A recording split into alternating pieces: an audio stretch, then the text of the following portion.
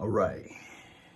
Three topics I want to talk about, according to the Dak Chronicles, because you can't go a day without talking about Dak Prescott.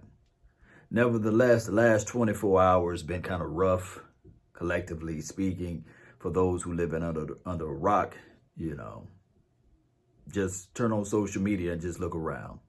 Let me know what you find out.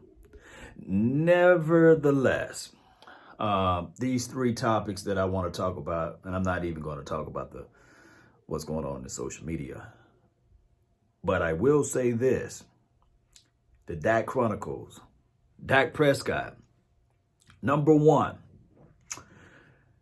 It was reported that they was close to coming to an agreement last year, and what happened was, and this is only speculation because I don't know whether or not, Dak Prescott camp done this or this is other news that's being leaked out, is that they had pretty much almost a verbal agreement. It was just now it was time for the ink to dry and these sort of things. But what happened was Dak Prescott week 1, week 2, week 3 occurred. And Dak Prescott was no longer, hey, I'm a guy that's trying to get this paper. Now I'm a guy that's heading towards MVP land as it relates to quarterback last year. Those first 3 games was tremendous. It was good. He was doing everything you wanted him to do. And it was not just Dak Prescott. It was the coaching staff. It was the new flavor, the Cowboys jumping out on teams. And of course, the old elephant in the room, everybody would say, well, those teams just wasn't good, Last I checked, it's supposed to be parity in the league. It's any given Sunday. Teams are only bad when the Cowboys beat them. That's a story of a different day. And he was like, man, we ain't finna sign his contract now. His camp wanted more. Now, do you blame a person for wanting more? I can't say yay or nay. There's not room for me to talk on. I will say this. The counsel for Dak Prescott team, sometimes to me, Todd France, the counsel part of it could be a little off. That's why I'm talking to you all, so I can get like a scope of things, objectively speaking. Whether it's good or bad, voice your opinion. I just see it like this. There was once an offer, and the offer was declined. The first offer was $25 million. We all heard about that. And then they tore that offer up and they gave him a second offer. That we just don't know. Could have been 33, could have been 35. Who knows? We can only make speculations from there. So that is what I wanted to lead off with. The good news is right in the middle. Is Dak Prescott camp, or Dak Prescott himself, is working out with Jon Kitna. We've seen Jon Kitna elevate that game as it relates to foot workouts and, stepping up through the pocket, being more lax and trying to throw the ball with your legs more than your arm.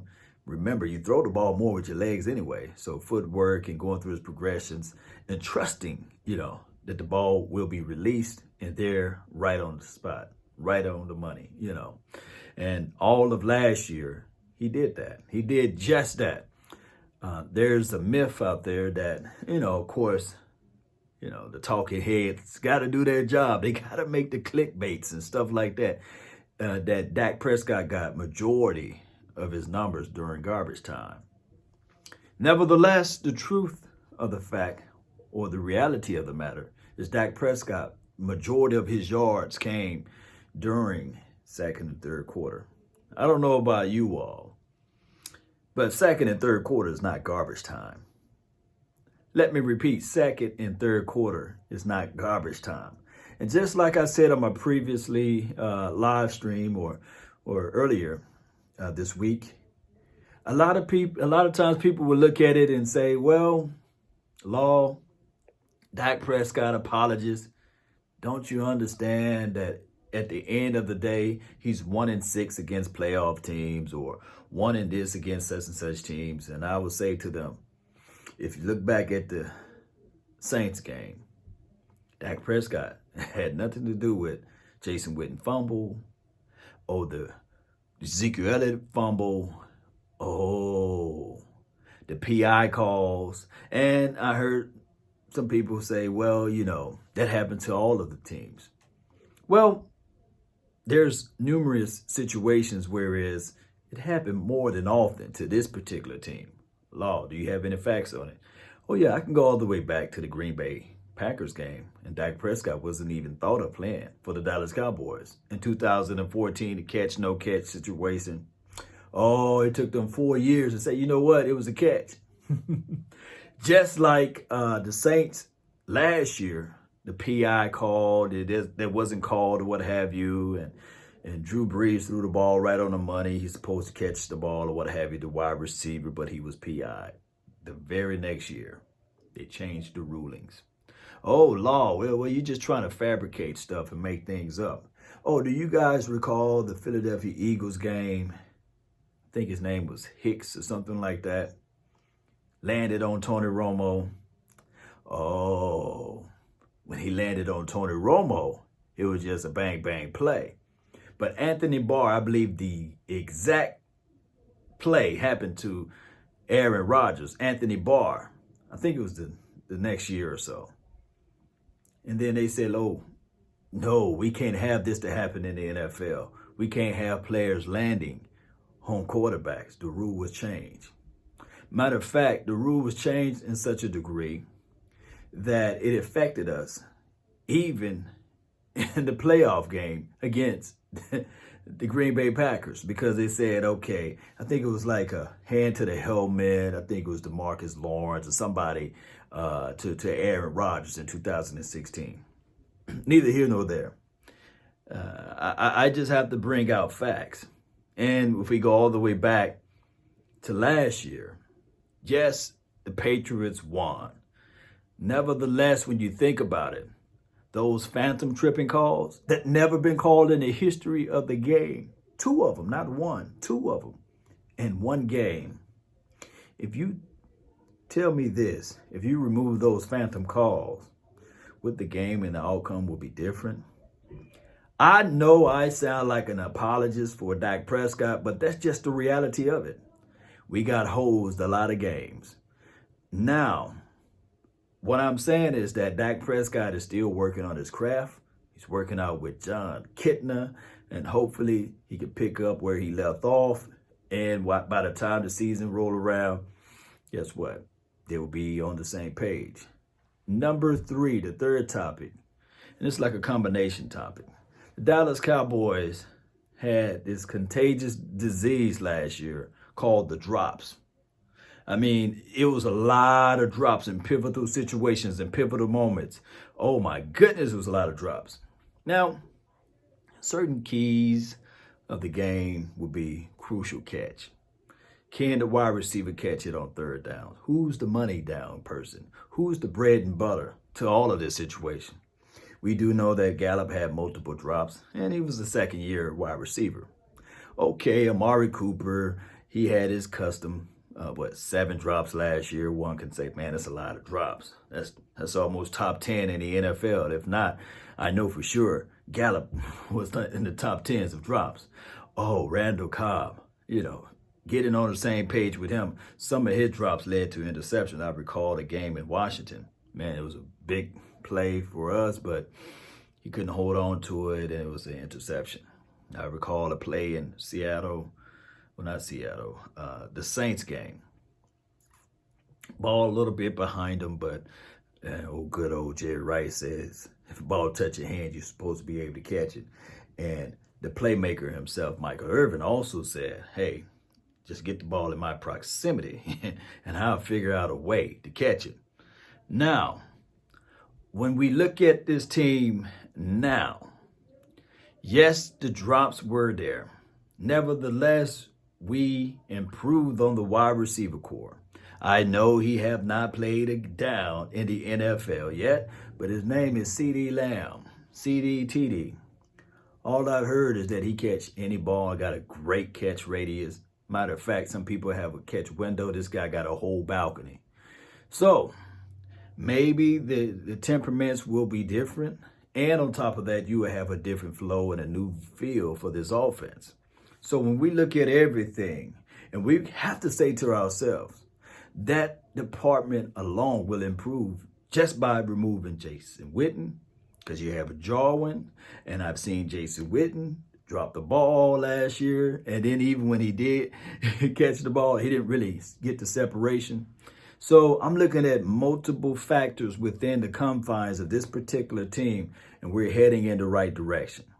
The contract situation, I believe that Rain Dakota Prescott, like I said before, and I think that Troy Aikman is kind of speaking the same tune, is I think that he will sign by July the 15th. Now, I will wager you guys, if Rain Dakota Prescott do not sign on July the 15th, I will eat a whole bunch of crow. I will be out here saying that, okay, what is Dak Prescott thinking? And also what is Jerry Wayne Jones is thinking? We would have to put that out there, and I eat my crow. You know, I would let everybody know, hey, I was wrong.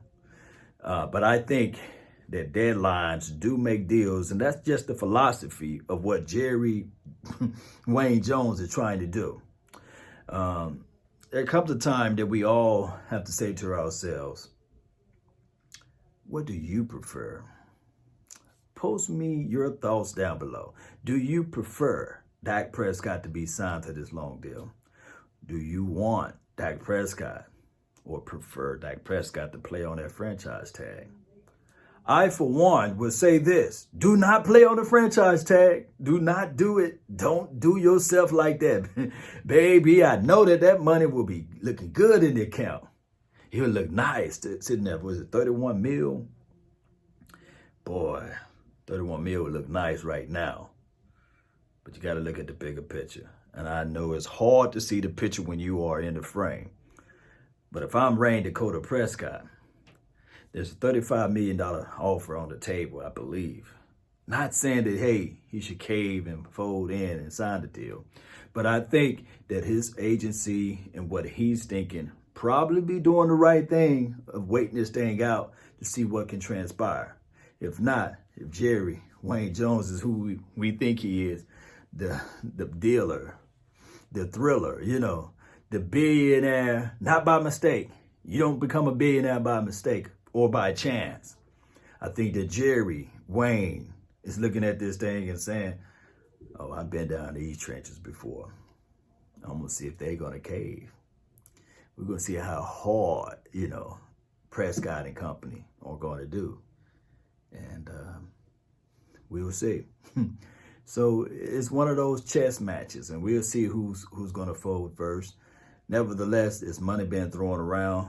And we got to say this. Do you guys believe in Andy? Do you think that he can make something happen? Are you willing to play that chance? And if the Cowboys really had their reservations on Dak Prescott, why put him to that particular franchise offer? Why not let him test the market and see what his value or worth really is according to his contemporaries or the other teams out there? Remember, I'm not in no place to say what Dak Prescott deserves or what he's worth. That's not my lane to talk about that. Some of you guys can go put that down below. Like, he's only worth 20. He's only worth 30. He's only worth 40. Some people say, hey, he's worth 50, you know. Neither here nor there. You know, post me your thoughts. Post me your concerns. Stay safe out there, gentlemen. Let's continue to grind. Let's continue to shine one day at a time, one movement at a time. Brick by brick, we stack these things together. Then we'll look back and we'll see, man, this is what we build together. And unity is the number one thing, baby. Y'all, subscribe to this channel, hit that like button, share this content. And remember, you're listening to nothing but the best. Let's go. Pay Dak, baby. Salute.